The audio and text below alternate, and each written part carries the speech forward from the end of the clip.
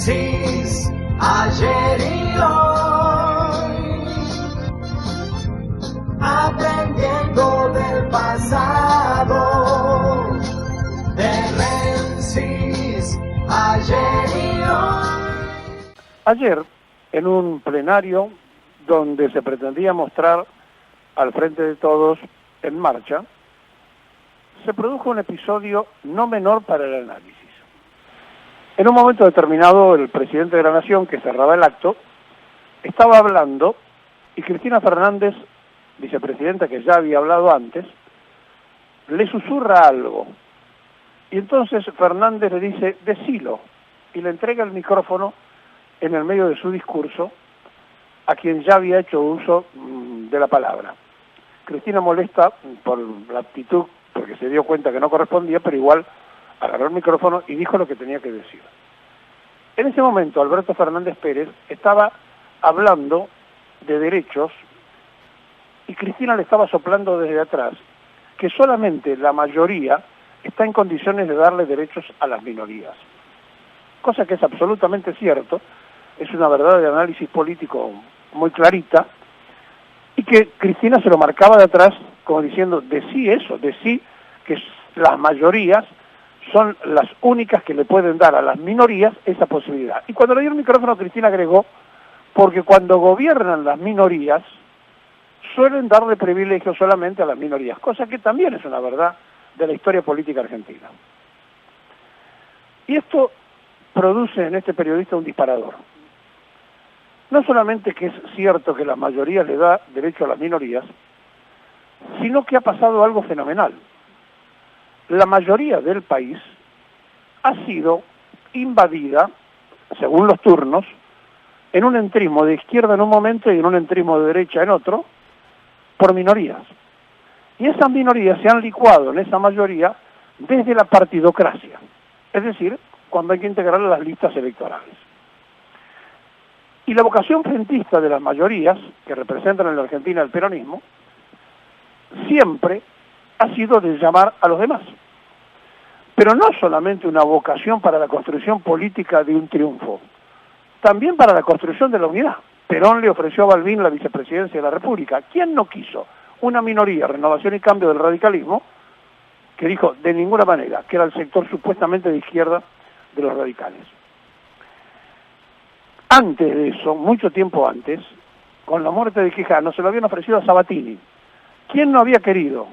El unionismo, que era la ultraderecha más gorila del radicalismo. Otra minoría.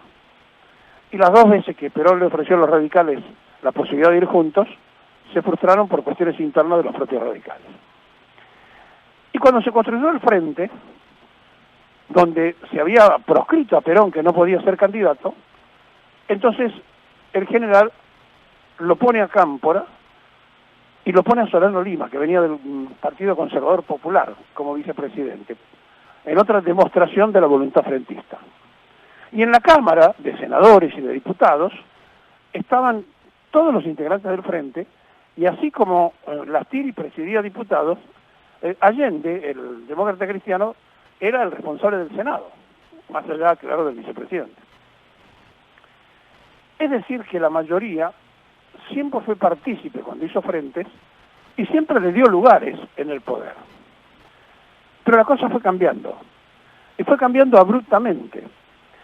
Y entonces, cuando en la época de Menem apareció la UCD metida dentro del peronismo, la UCD terminó quedándose con un sector importante, y después, cuando apareció el kirchnerismo, sectores que venían de Montoneros y de otros sectores no peronistas, dijeron, bueno, yo toda mi vida estuve en contra del peronismo, pero ahora me puedo reciclar. Y también los restos del alfonsinismo. Y se construyó con eso el kirchnerismo. Y aquí que también ahora, en una etapa final, entraron los del PC. Y entraron socialistas.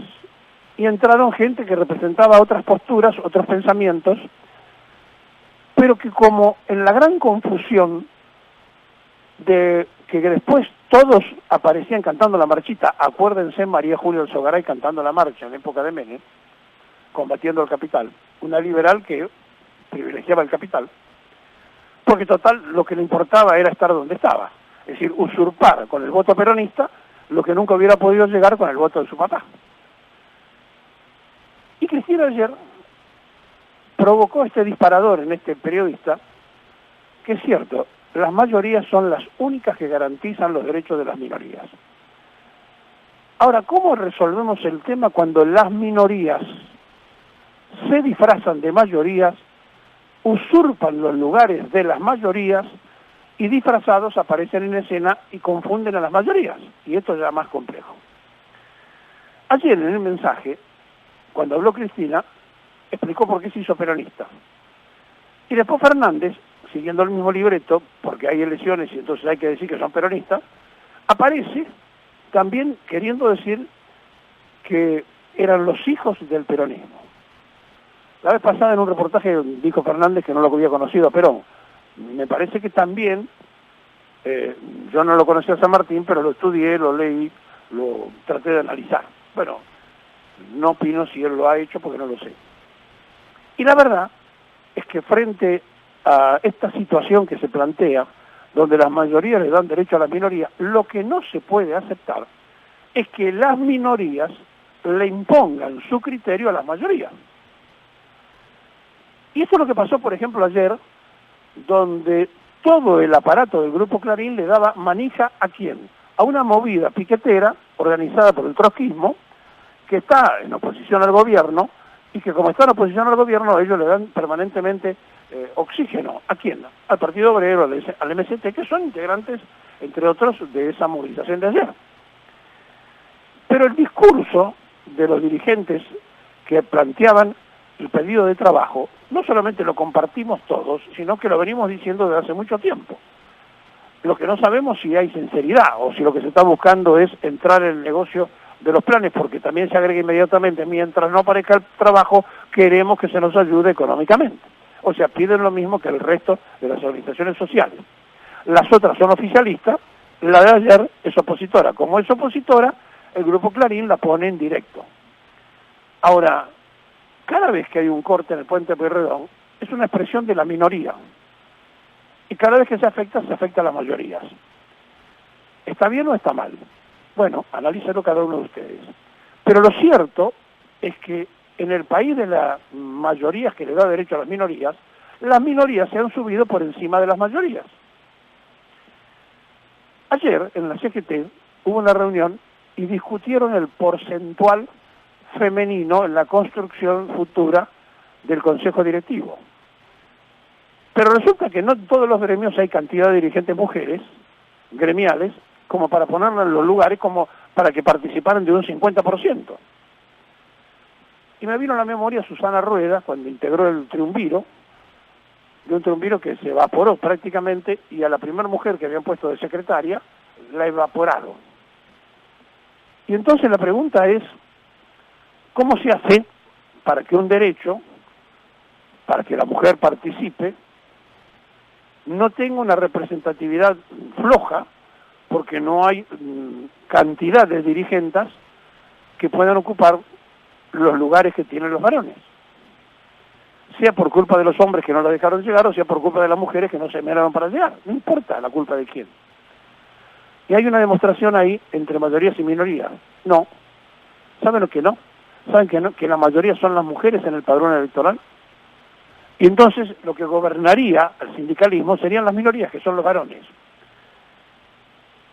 ¿Y por qué digo todo esto? Porque en este juego de mayorías y minorías, cada uno de nosotros tiene que entender dónde están los derechos y dónde están las opciones de utilización de esos derechos.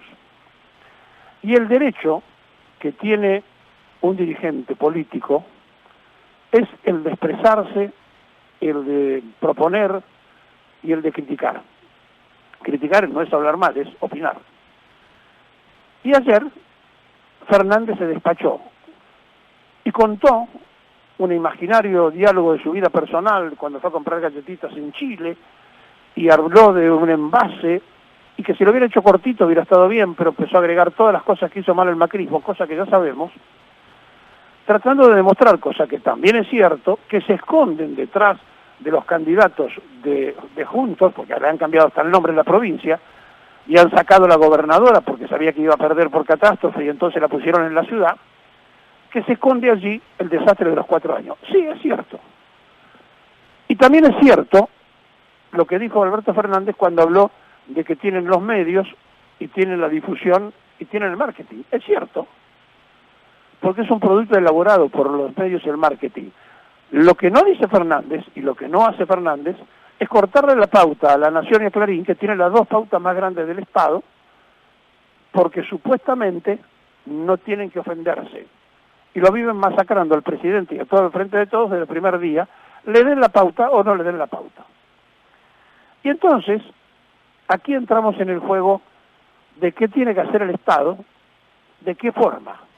Y aparece en un momento determinado el canal de televisión del Estado argentino, poniendo en evidencia un video de la misma fiesta de la foto, porque la inteligencia le hizo llegar al presidente y le dijo, mire, tenemos información que la van a alargar los videos que tienen unas horas antes del comicio o unos días antes del comicio, y entonces para pinchar ese operativo electoralista que iba a seguir insistiendo con el video, el propio gobierno hizo que el video trascendiera, para que la bronca o el malestar se desinfle ahora y no sea usado políticamente, como lo están haciendo, pegado al comicio. Y entonces aquí viene la discusión de fondo. Es cierto todo lo que dijo ayer Fernández en el envase, pero le faltó algo, lo que le falta a todos los días, el control de precios, Fernández, porque a ese envase se lo resuelve poniendo presos o denunciando a los que traficaron con los dólares del Banco Nación, al escándalo de Vicentín, que vaciaron el banco, a los que endeudaron a la Argentina por 100 años, a los que mandaron el oro a Londres, y entonces el envase no pasa porque se le aplica el agio y no estaría en la góndola electoral.